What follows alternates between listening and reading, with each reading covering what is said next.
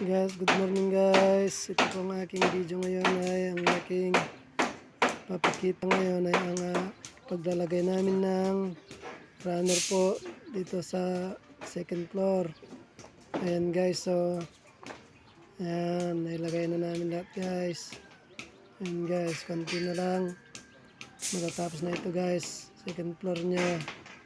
Ayan guys. Ayan. Nailagay na lahat ng runner guys. Ayun na lang isang hindi doon kasi pinapatiktik ko pa yung walling doon, bumukol yung pinabuhos nila doon. Ayan guys. Ayan. Tapos pinaumpisahan ko na rin yung paglalagay ng beam. Ayun guys, ninumpisahan ko na doon sa may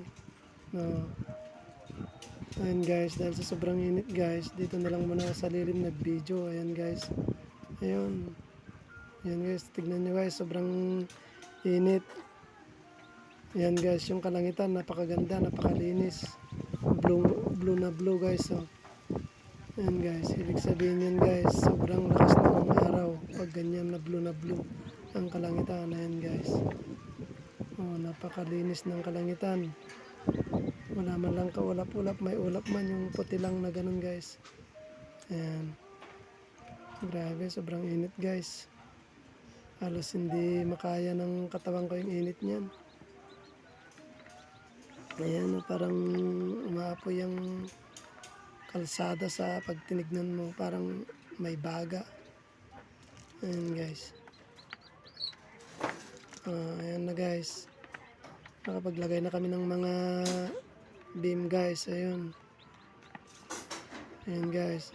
Marami na rin kami nilagay guys. Konti na lang ang ilalagay namin. 2 linya na lang. Tsaka yung hanging beam na lang sa harapan. Ayan yung 2 support beam doon na maliliit. Ayan guys. So, konti na lang lagyan namin ng bakal. Ayan guys. Hanggang dito na lang muna yung video ko guys. Thank you for watching. Bye bye. God bless you all.